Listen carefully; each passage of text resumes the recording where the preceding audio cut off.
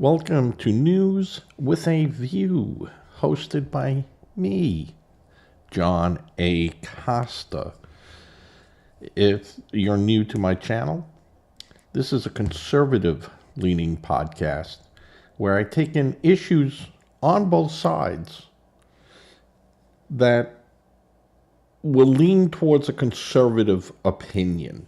But if I do not agree with what's going on inside the conservative movement, I'll make that known. I do not agree with everything that the Republican Party does. I do not disagree with everything that the Democratic Party does. So, today, the 9th of April, 2026, my discussion today is going to be brief, but it is what I'm hearing from many Democrats, moderate Democrats, is that they're not given a choice of candidates to choose from, that the majority are progressives inside the Democratic Party that don't hold a majority of the concerns that the moderate Democrats have. Now, I'm not saying that, they reject everything. They're for LGBT, they're for, voting rights protection, and that's fine. That's a good place to be. But some of their socialist and even communist agendas is now making the base Democrats question their party. They don't have any place to go to.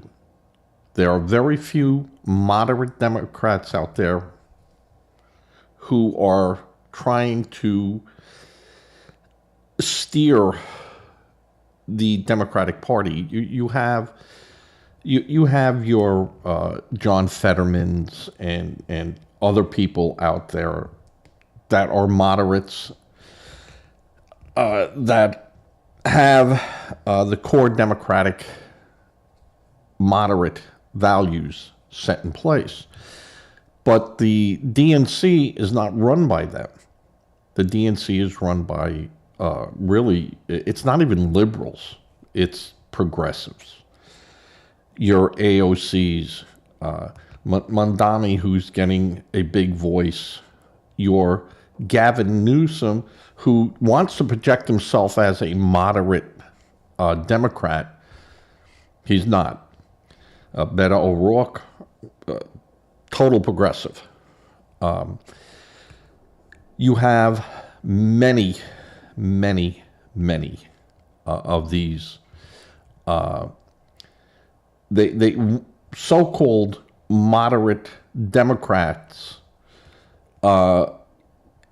in their clothing, but underneath their clothing, they're embracing the progressive socialist movement. Your Schiffs, your Pelosi's, who out of their minds. I won't even say Elizabeth Warren because she's always been a progressive. Your Bernie Sanders, always been a progressive. But you had people like Schumer, who was a moderate, now a rabid progressive. And a lot of the base Democrats that I speak with, middle of the roaders,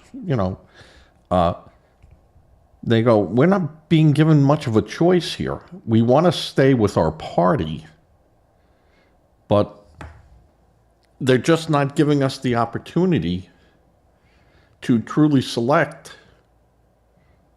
people that we agree with. You get Democrats, and one wants to be more progressive than the other during the campaign, during their primaries. And the people don't really have much of a choice, but they want to stay Democrat, hoping that, that it's just political rhetoric. But as we have seen, that's not been the case. They get in office and then they turn everything upside down. And then the next person coming in has to get everything right side up again, but the damage has been done. We just see this all over the place. And I'm not saying that, oh, the Republicans are perfect. You should, no, they're not. They're not. Oops. I understand that the issues out there are complex, and mostly, they were complex, and in 2024, the country decided to address that by electing a red Senate, a red House of Representatives, and a red president. So the path that the Americans want are a conservative, a slow down. Let's see where we're going here. We don't like where we're going here. We kind of want to change course a bit. And I understand, they go, well, that's the, electoral college vote. You didn't have to, that's not the majority. But you got to think of the president as a cheerleader for their party. And the team won. Now that cheerleader goes out there and spreads the word and steers. President Trump has done things that I said I totally agree with, and then he has acted in ways that I do not agree with. But not enough for me to go, I can't vote for a Republican. And I have crossed over party lines. I'm not a Republican that goes in there and go, just hit the red lever for everyone, and done. No, I don't do that. And I know there's Democrats that just go in there, I'm a Democrat, chink, chink, blue, chink, and they're out. I've said it in this podcast many times that you have about 28% on either side that just will vote the party no matter what. That was good for my dad, it's good for me, type. I mean, but you can always count on 28%. It is the moderates that you have to get over, and then the 2 or 3% that's just hanging out there. They don't know yet, the undecided vote. And with the Democrats right now, I think they're really in trouble. They shouldn't be. But because of their progressive stance, a lot of Democrats are questioning, hey, yeah, I don't agree with what the president is doing, but what you're talking about doing is just, I just don't know if I can agree with that. You had many Democrats in many states screaming, anti-abortion, pro-abortion. Well, those are state issues. Those are state issues. Your House of Representatives and your senators have nothing to do with that. That is all on a state level. And you vote in people that you say conform to your top priority lists. And if abortion is on your top of your list, well, then that is who you vote for, the candidate that most aligns with that. But then you have to set levels. You have to say, well, that's the top one, and this is the second one. I want my taxes. I want to be safe. I want police. I want my roads and stuff. And you add them all up, and the person that can most align to that is, where you would go. But the Democrats, they just make these crazy, this is what I will do. This is what I'm going to, free buses, free this, no police, no. And, that's good for mayors like a Madani. But it's in practicality where you look at, am I going to get businesses to come into my area that aren't going to be protected by the police? I don't know if I want to do business there. I certainly don't want to open a store there where shoplifters can come in, take what they want, and walk out. And, I can't do anything about it. So I don't see on a lot of the Democratic progressive areas that would be good for businesses. Now, if there's no businesses, what job opportunities do people have in the area? What satellite businesses that feed into those other businesses that now can't be there because they just don't have the people. They don't have the customers. So when these places go, we want to do this, and we're going to tax the companies and tax this and tax that. And those companies just turn around and go, can't do business here. And they leave. Now, the restaurants that served lunches they don't have the traffic coming in. So they go away. And then the people that supplied those people with food, a wholesaler, restaurant business, they go away. And you see, where the Democrats always talked about, and Republicans, the trickle-down effect. It goes both ways. No trickle, it dries up. So, lots of Democrats, moderate Democrats, own businesses and are looking at it and going, I can't do business in that type of atmosphere. I need the roads to be repaired. I need the prices to be good. I need people to be employed.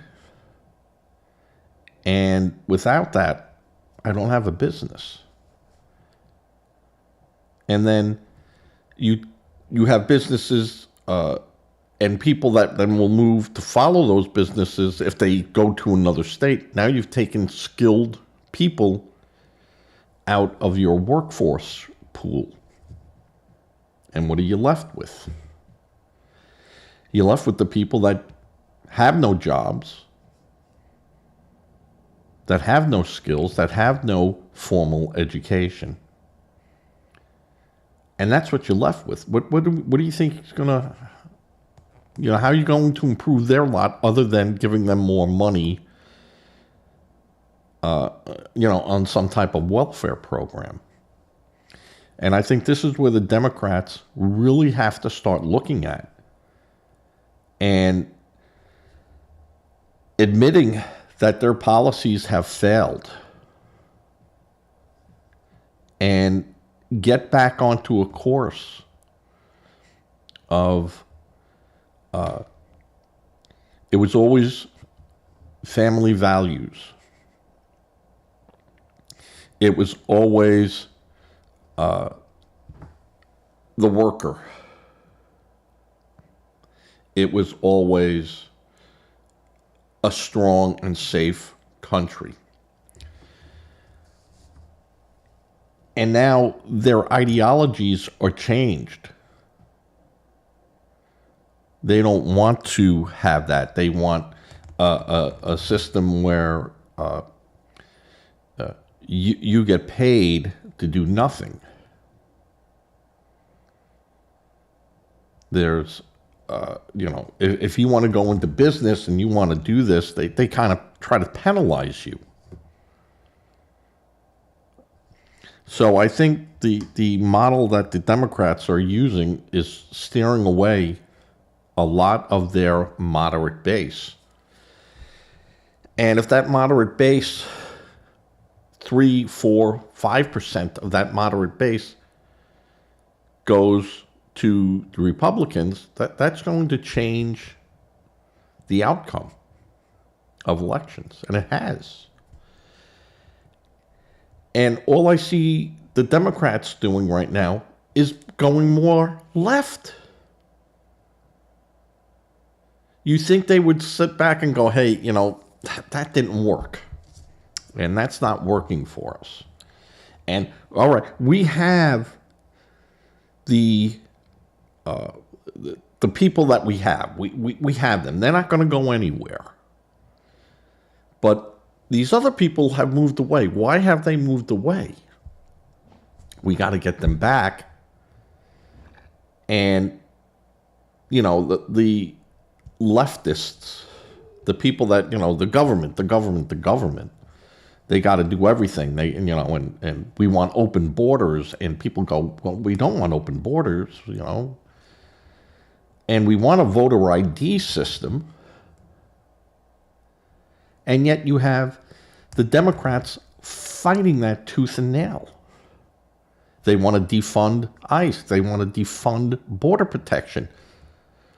They don't want anyone. They want anyone to be able to vote. If you're here, you vote. And I hear some people going out there on the Democrats going, that's not true. That's not true. You look at what is going on, and that is true. And in states where you have state legislators, they're going to, where citizens are not the controlling factor, well, they can make laws that go contrary to what you wanted. And those are people that shouldn't be voting. Only citizens should be allowed to vote in any of our elections. Period. Period. And because that's the voice of the people, not of the people from another country, but the people that have a stake in America. You're a citizen. It's not hard to envision that. That's not hard to wrap your head around. And you could say, well, if they're here, they have a voice. If they're here and not a citizen, they could be gone tomorrow, yet I'm stuck with the stuff that they voted for. So, yeah, no, you have to be a citizen. You have to have a dog in the fight. And if you don't do that,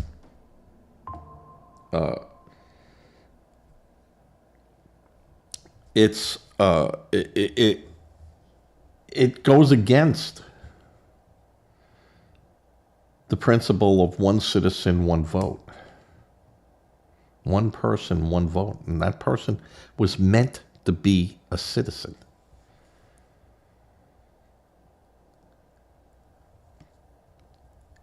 It's that simple. And you have Democrats, moderate Democrats, that feel the same way, yet there are other things on the agenda that they want. And I think that they're now rethinking their positions, going, well, I think college kids, they took a loan out, they should pay it. Just like they took loans out, or they took a loan out and paid for a mortgage and took out a car loan and agreed to the terms to get that.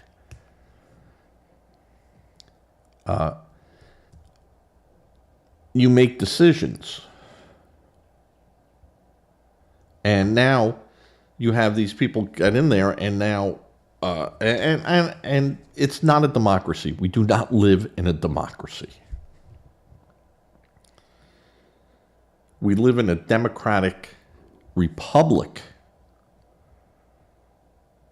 but we are not a democracy, because a democracy is mob rule. We don't do that.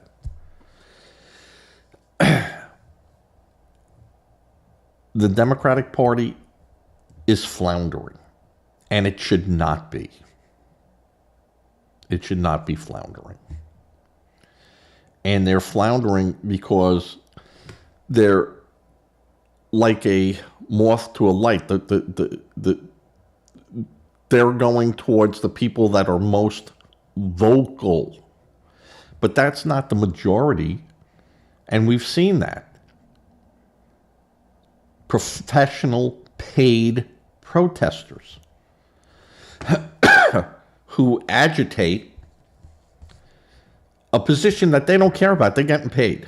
It's like a commercial, like an actor in a commercial who could care less about what's in your pocket. They don't care. They just are being paid to read from a piece of paper. They don't care. And that's the attitude that many moderate Democrats are feeling, that their party does not care. And they're either not going to vote, which I do not agree with. You should always vote. Never give up your right to vote. Never. But they are going to vote for someone else. And it might be a Republican. There's not enough independents out there running to make a choice for them. They're not being given a choice. And they might hold their nose and go in and vote for a Republican. Because to vote for the Democrat, it's just too scary. There's too many things that they're doing that goes against their core values. So I think Democrats, you have to start looking at your party and telling them, hey, stop with the shenanigans. And I'm not even talking about the fraud that's going on in many Democratic blue states that rob all of us. They take all our money. It's just, it's like those Democrats. No, it's the fraud. The fraud hurts all citizens, all taxpayers. And that is, again, you have your Ellison in Minnesota, and he's under the eyes of the DOJ as being surrounding himself with now what it appears to be a lot of people that have committed fraud and going to these people for contributions. And of course, he's going to say that I had no idea that these people were defrauding everyone. And the question will be why didn't you know that? When you had state agencies reporting that something's not looking right here.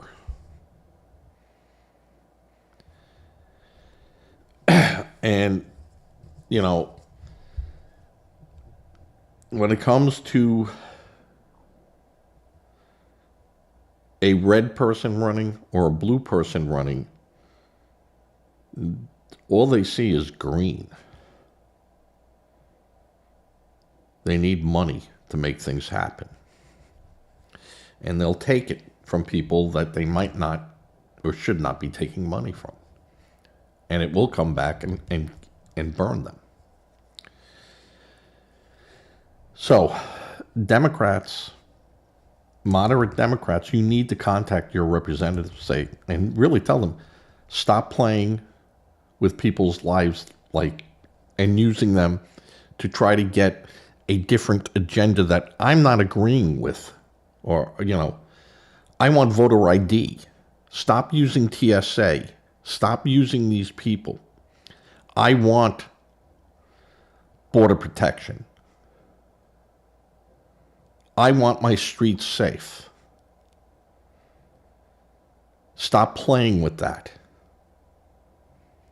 And if you don't stop playing with that, I can't vote for you guys. And you'd see how quickly your party would get traction and you can come back from the abyss. You just have to go and go, no. The Republicans went through that. The Tea Party, and then MAGA, and then the Republican base. The Republican base is not MAGA. I'm not MAGA. But they got the Republicans candidates to start going back to what they need to do. And that was enough. And that's what you need to do too. All right.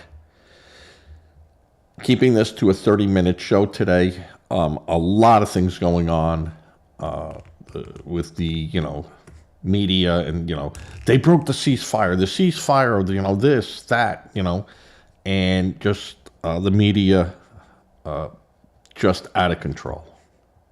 Both sides. Media is out of control. And just so much misinformation coming from your CNNs, your MS Now, your Breitbarts. Just so much misinformation that is going to really start really pissing off Americans, just like your Jimmy Kimmels and your Colberts, with that just get on the air and just, say the wildest, craziest things. And that is not the base Democrats. Those are your progressives out there who are happy to grab up 5% of a market share. That shouldn't be speaking for the Democrats. You need Democratic leadership to speak for your party. How many Republicans are on those shows?